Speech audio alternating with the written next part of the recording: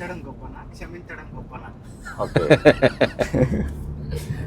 ప్రేమించడం గొప్పనా క్షమించడం గొప్పనా అని అడుగుతాడు. అసలు ఈ రెండు ట్రిక్కీ వర్డ్స్, రెండింట్లోనూ కాస్త ఈగో ఉన్నట్టున్నది. అవును. అంటే నేను క్షమించాను అంటే నేను క్షమించాను, పైన వాడున్నాడు, కింద క్షమించబడ్డవాడు ఉన్నాడు. నేను ప్రేమించానంటే నేను పైన ఉన్నాను, కింద ఉన్నాడు అని. బేసికల్గా నేను చెప్పింది కాదు, ఒకానొక సందర్భంలో ఓషో గారు చెప్పిందే. ఆ తర్వాత నేను దాని మీద విచారణ చేసిన, అందులో సత్యం ఉందని నాకు తెలుసు. ఇప్పుడు నేను ఇంతవరకు ఎప్పుడు 2009 తర్వాత క్షమించనే లేదు. ఎందుకంటే నాకు ఎవరి మీద కోపమే లేదు. End of the story. నువ్వు ఎవరినైనా క్షమించాలంటే నీకు కోపం వచ్చి ఉండాలి.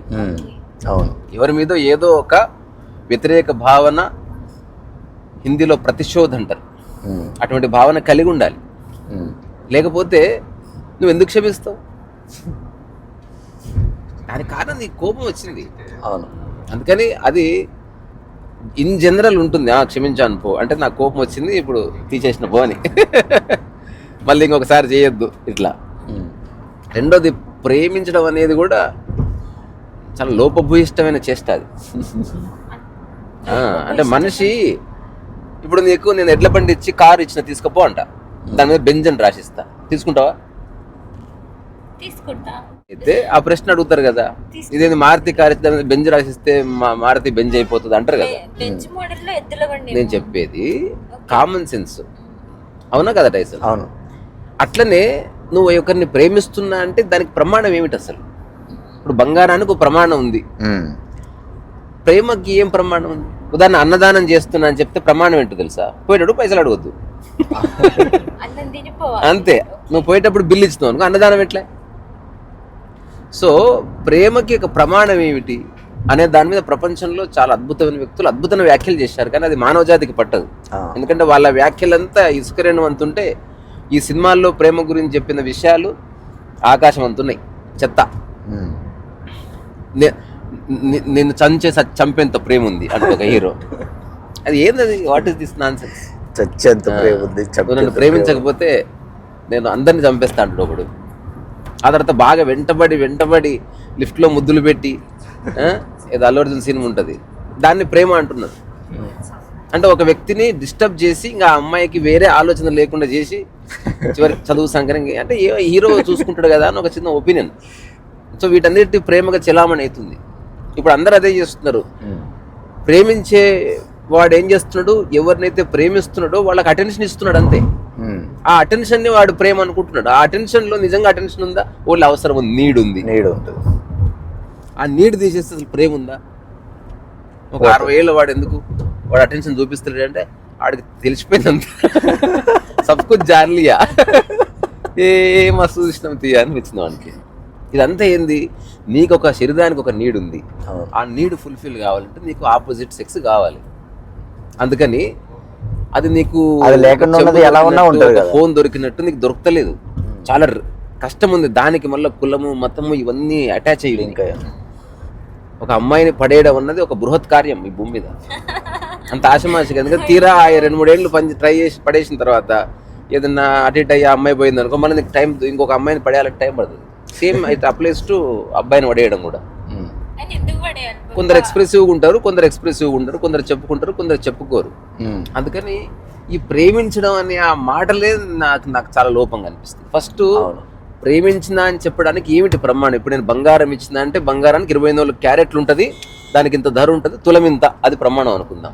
డైమండ్ అంటే ఒకనొక కాంతిలో ఇట్లా మెరుస్తుంది, దాని కనుక ముక్క తీసుకుంటే ఇట్లా గాజు కూడా కట్ అయిపోతుంది, అట్లాంటిదో ప్రమాణం ఉంది. మంచినీళ్ళకి ఏమిటి ప్రమాణం అంటే దానికి ఏ రూపు రంగు ఏముండదో అదొక ప్రమాణం. ఇట్లా ప్రతిదానికి ఒక ప్రమాణం. ఫ్రిడ్జ్ అంటే ఏమిటి ప్రమాణం? పెడితే చల్లగా ఉంటుంది. ఇస్త్రీ పెట్టి అంటే ఏంటి ప్రమాణం? ప్రేమించడం అంటే ఏమిటి ప్రమాణం అనేది చెప్తే అప్పుడు అది ప్రేమ అవునా కాదో చెప్పొచ్చు. అసలు నిజంగా ప్రేమించడం అనే పదం లేదు, ప్రేమై ఉండడం ఉంది. అది నువ్వు ప్రేమై ఉండు అంతే. ప్రేమించడం అనేది లీనియర్ అంటే డైరెక్షనల్. ప్రేమ అనేది దీపం, అది అన్ని దిక్కులా నువ్వు భాషించడం లాంటిది. ఇప్పుడు ఇది చెప్పినావు అనుకో, పిచ్చోడు అంటారు మనం, అలానే అంటారు. అయినా సరే నేను ప్రేమై ఉన్నాను. నేను వ్యక్తిగతంగా ఒకరిని ప్రేమించడం అంటూ ఏముండదు. నీ ప్రేమని రకరకాల వ్యక్తులు రకరకాలుగా తీసుకుంటారు. ఇప్పుడు ఉదాహరణకి అడవిలో ఒక చెట్టు ఉంది, అది చెట్టు అయి ఉన్నది, దాని నీడను ఒకటి తీసుకుంటాడు, దాని కాయను ఒకటి తీసుకుంటారు, ఒక్కొక్కరు ఒక్కొక్కటి తీసుకుంటారు. ఒక చిన్న చీమ దాని మీద జీవితకాలం ఉండి చచ్చిపోతుంది, ఒక పిట్ట దాని మీద లైఫ్ టైం ఉంటుంది, ఇంకో పిట్టకు అప్పచెప్పిపోతుంది. అట్లా చిన్నపిల్లలు వచ్చి ఆడుకుంటారు, అది చెట్టు అయి ఉన్నది అట్లా. సో ప్రేమ అంటే ఈ మధ్యన చాలామంది ఎంతో చెప్పినా ఒక వ్యక్తి చెప్పిన మాట ఆల్మోస్ట్ అంటే నేను చెప్పిన స్టేట్మెంట్కి ఈక్వాలెంట్గా ఉంది. అంటే అనుభవిస్తూ చెప్తున్నది, ఏదో ఫిలాసాఫిక్ కాదు. మరి ప్రేమ ఉండడం సాధ్యమా? ఎందుకు సాధ్యం కాదు, అదొక్కటే సాధ్యము. అంటే కోపం అవి వస్తాయి కదా అన్ని, దానికి సంబంధం లేదు. కోపం ఎందుకు వస్తుంది? నువ్వు ఎదుటి వ్యక్తి నువ్వు అనుకున్నట్టు చేయకపోతే కోపం వస్తుంది. అంతకు కోపం తప్పేం కాదు, కోపం ద్వేషంగా మారితే తప్పు. కోపాన్ని గుర్తుపెట్టుకొని మెల్లగా మనం ఏం చేస్తాం, దాన్ని అదే మారేడుకాయ దాన్ని మనం దాని యొక్క ఎమోషన్ ని ట్రాన్స్ఫార్మ్ చేస్తాం. ఇవన్నీ ఒకటే ఎమోషన్. ఫస్ట్ ఆలోచనగా స్టార్ట్ అయ్యి అడగడంతో స్టార్ట్ అయ్యి ఆ తర్వాత చిన్న ఏమంటారు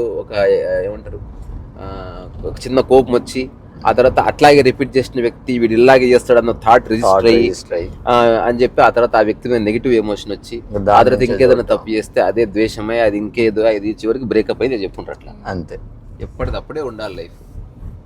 అసలు అతికితే కదా బ్రేక్ అయ్యేది. ఏంది బ్రేక్ అయ్యింది అక్కడ? జస్ట్ నీ ఎక్స్పెక్టేషన్ బ్రేక్ అయ్యింది. అందుకని ఈ ప్రేమించడం అనే పదం ఓన్లీ ప్రాపంచికమైనది. ఆధ్యాత్మికతలో there is no such thing called ప్రేమించడము. అసలు ఎందుకంటే ప్రేమించడం ఎందుకు వద్దు తెలుసా? ఇది చాలా లోతైన మాట. ఇది నేను చెప్తే ఇంపాసిబుల్ టు అండర్స్టాండ్.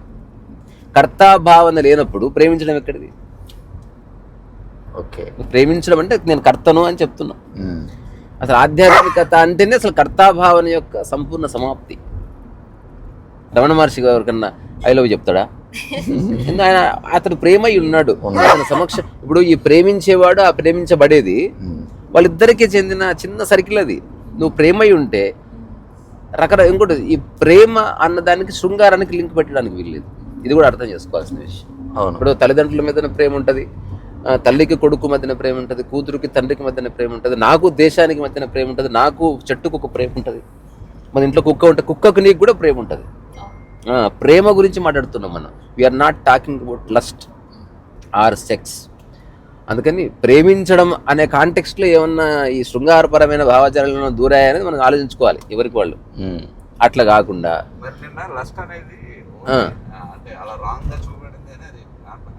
అందరికి ఉంటుంది లస్ట్.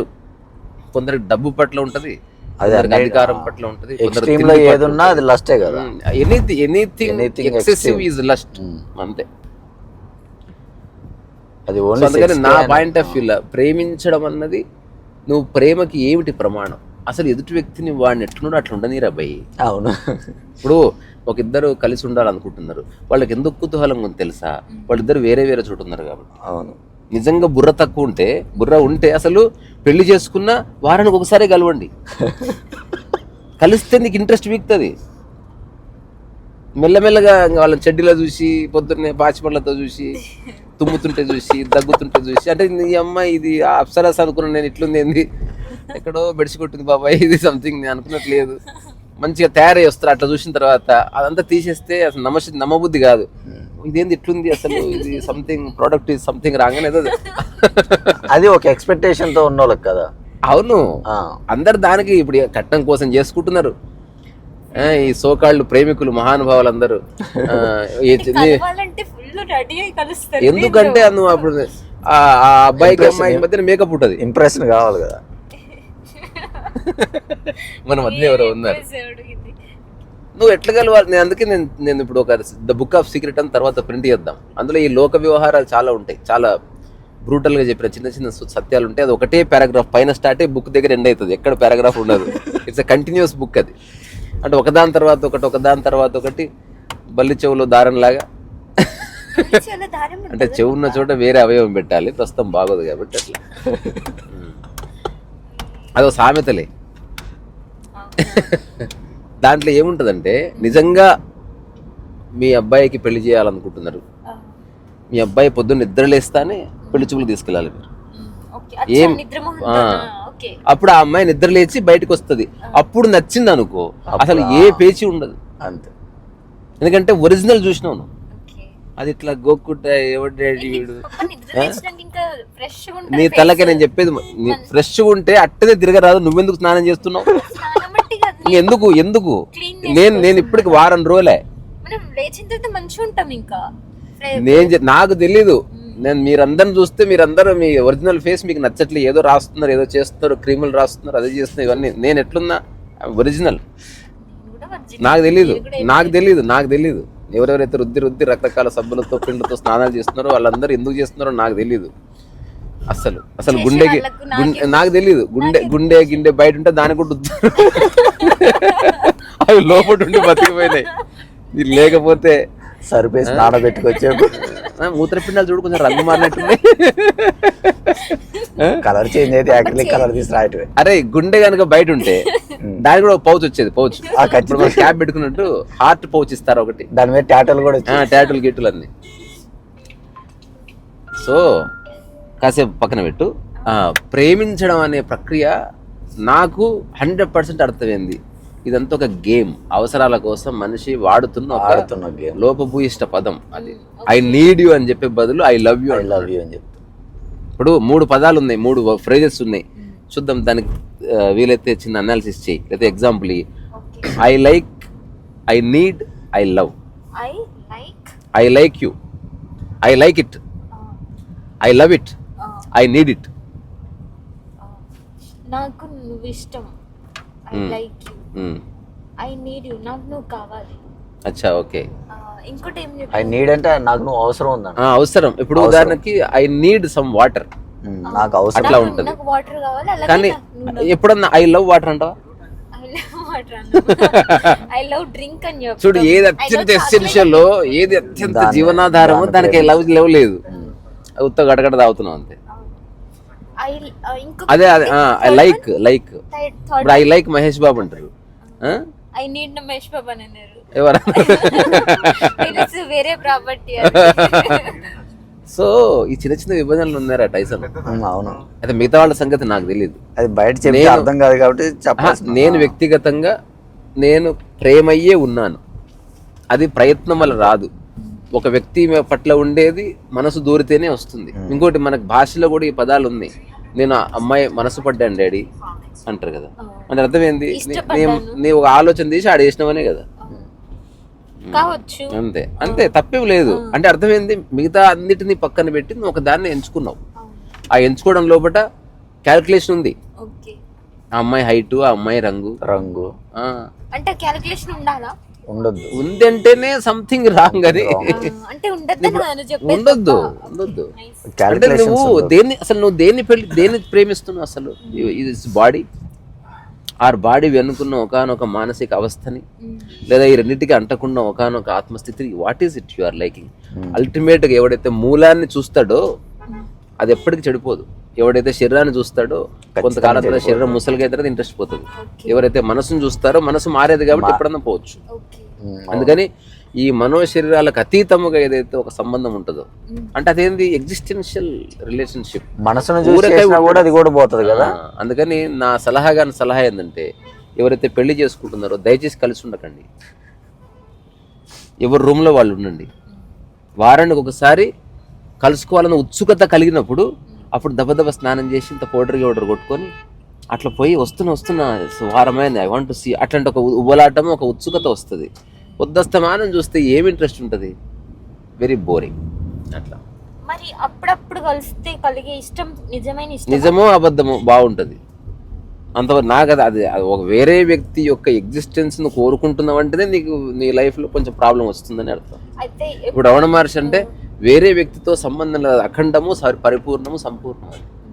అట్లా ఉండాలి, అట్లాగే ఉండాలి, బాగుంటుంది. అది మంచిగా ఉంటుంది అసలు, ఎక్సలెంట్ స్థితి అది. అంటే నువ్వు ఏది కోరుకునే స్థితిలో అట్లా నిలబడిపో. నువ్వు కోరుకోకపోయినా ఇప్పుడు ఒకడు ఉంటాడు, మా ఇంటికి ఎవరైనా వస్తే బాగుండు, ఫోన్ చేస్తే బాగుండు, ఇట్లా అనుకుంటారు కదా. రమణ మహర్షి ఎప్పుడు కోరుకోలే ఒకరు తన దగ్గర రావాలని. ఎంతమంది వచ్చారు చూడు. నువ్వు కోరుకున్నంత మాత్రం రారు. నువ్వు కోరుకో నువ్వు నీలా సంపూర్ణంగా ఉండు. సంపూర్ణత అన్నిటినీ పిలుస్తుంది, ఆహ్వానిస్తుంది. ఎందుకు ఒక మంచి చెట్టు దాని వైపు అట్రాక్ట్ అవుతావా? అట్లా ఒక మంచి మనిషి వైపు అట్రాక్ట్ అవుతావు ఆబ్వియస్లీ, అందులో ఏ సందేహం లేదు. నువ్వు పరిపూర్ణంగా ఉంటే చాలు, నువ్వు సమగ్రతలో జీవిస్తే అదే ఈ సమస్త విశ్వానికి ఇన్విటేషన్. నువ్వు ప్రత్యేకంగా ఏమి తయారయ్యి ఇట్లా మేకప్ కొట్టుకొని ఇట్లా అనాల్సిన అవసరం లేదు. నువ్వు అసలు చూడకపోయినా, వాళ్ళ దిక్కు హాయ్ చెప్పకపోయినా అట్లా వచ్చి కూర్చుంటారు. బికాస్ అది చాలా సూదింగ్గా ఉంటుంది. అవును, వాళ్ళు నీ మాటల కోసము నీ అందం కోసం వస్తలేరు, మన శరీరం నుంచి బయటకు వచ్చి ఒక పాజిటివ్ తరంగాలు ఉంటాయి, చాలా హాయిగా ఉంటాయి అవి. అది అన్ని ప్రాణులు గుర్తుపడతాయి, మనుషుల కంటే ఎక్కువ జంతువులు గుర్తుపడతాయి. అందుకే ఎవడన్నా జ్ఞానోదయం పొందితే ఫస్ట్ వచ్చి కూర్చునేది ప్రవచనాన్ని వినడానికి కుక్కనే. అవి గుర్తుపడతాయి, కుక్కలు పక్షులు అన్నీ వచ్చి కూర్చుంటాయి ఫస్ట్. ఆ తర్వాత చాలా లేటుగా మనిషి వస్తాడు. అది అయితే ఇప్పుడు ప్రేమించడం గొప్పనా మరి గొప్ప ఏమీ లేదు అసలు. ప్రేమ అనే దానికి నీ నిర్వచనం ఏందో దాన్ని అది చెప్పాలి కదా. ఓకే, అయితే క్షమించడం అనేది లేదా? నాకైతే లేదు. కోపం నీకు క్షమించడం ఉందంటే నీకు ఎవరి మీద కోపమో గీపం వచ్చి దమ ఖరాబ్ అయ్యి ఉంటుంది అట్లా. అందుకని నేను చెప్పేది ఎప్పుడు నా గురించే కాబట్టి ఆ రెండు విషయాలు నా జీవితంలో లేవు, అంతవరకు అయితే చెప్పగలను. సో ప్రస్తుతం ఒక చిన్న ఫంక్షన్ అంటే నేను సిటీకి వచ్చిన కొత్తలో పరిచయమైన చిన్నగారు ఆత్మదర్శనంలో ఆయన ప్రస్తావన ఉంటుంది. ఆయన ఆటోమొబైల్ ఇంజనీర్, చిన్న షెడ్ పెట్టుకొని కార్లు రిపేర్ చేస్తుండేవాడు. అట్లా 20 సంవత్సరాలుగా ఆయన కూడా వదలకుండా పనిచేస్తున్నాడు. సో తన చుట్టూ ఒక చిన్న సామ్రాజ్యం ఎస్టాబ్లిష్ అయింది. ఇప్పుడు పెద్ద షెడ్, దాంట్లో కార్ డెంటింగ్ది, తర్వాత కార్ కలరింగ్ వేసేది, తర్వాత ఒక 20 మంది మెకానిక్స్ అట్లా. సో ఇప్పుడు 25 సంవత్సరాలు యానివర్సరీ. అందుకని నేను అట్లా నా స్నేహితుని చూడడానికి వెళ్తున్నా. పోయి పీకేదే ఉండదు యాక్చువల్లీ. అట్లా రెండు ఈక్వల్, ఏది లేదు ఏది ఉంటే రెండు ఉన్నాయి, లేకపోతే రెండు లేవు. వ్యక్తిని బట్టి. ఇప్పుడు ఒక వ్యక్తి ఉదాహరణ అడవిలో ఉన్నావు అనుకో, ప్రేమించడం లేదు, క్షమించడం లేదు, ఒక్కడివే ఉంటాయి. ఉందా? ప్రేమించడం ఏమో పక్షుల్ని చూసి ఇష్టం అవ్వచ్చు, నేను అన్నది ప్రేమించడం లేదు, ప్రేమించడం ఉంటది. అప్పుడు ప్రేమ అంటే తెలియలేదు మీలో ఒక్కరి అంత తెలియదు. సరే, ఇది ఎవరికి వాళ్ళు ఆలోచించుకోవాల్సిన విషయం. ఇది అంటే చిన్న అనాలిసిస్ అంతే, నేను తప్పు అని అనట్లే. కానీ వాటి వల్ల ఏదో జరిగింది నీ యొక్క అంతరంగంలో, అక్కడి నుంచి అటువంటి ఆలోచనలు బయలుదేరాయి. కానీ అది గొప్ప. ఇప్పుడు తను అంటే ఈ వర్షన్ ఏదైతే ఉంది క్వశ్చన్, ప్రేమించడం గొప్పనా క్షమించడం, ప్రతి ఒక్కరు ఏదో ఒకటి ప్రేమిస్తారు, కానీ క్షమించడం అందరు చేయలేరు కదా, ఎవరో చేస్తే అయిపోతుంది కదా. అంటే ఇప్పుడు నాకు తెలిసి క్షమించడమే గొప్పేమో అనిపిస్తుంది. ఓకే, అది చెప్తే కదా, అందుకే వ్యక్తికి లేదు ప్రేమించడం గొప్ప అని కూడా అనొచ్చు, క్షమించడం గొప్ప. నిజమైన ప్రేమ అన్నదానికి నువ్వు చెప్పిన నిర్వచనాన్ని పట్టుకుంటే అప్పుడు తెలుస్తుంది ఆయన ప్రేమించడం. అది వ్యక్తి ఒక డిబేట్ పెడితే లేదు లక్ష్యమనే గొప్ప అని ఒకడు అనొచ్చు, లేదా ప్రేమించడమే గొప్ప అని ఒకడు అనొచ్చు. అది వాళ్ళ మానసిక స్థితిని బట్టి వస్తుంది. నేను అంటుంది అసలు ఆ కాంటెక్స్ట్ ఎందుకు వచ్చిందని. అదే జెండు బాం గొప్పనా అమృతాంజనం గొప్పనా అంటే ఏం చెప్తావు? ఆ నొప్పి తీసింది ఏదైతే అది అసలు తలనొప్పి లేకపోతే అది గొప్ప. ఇప్పుడు జెండు బాం లేదు, అమృతాంజనం లేదు.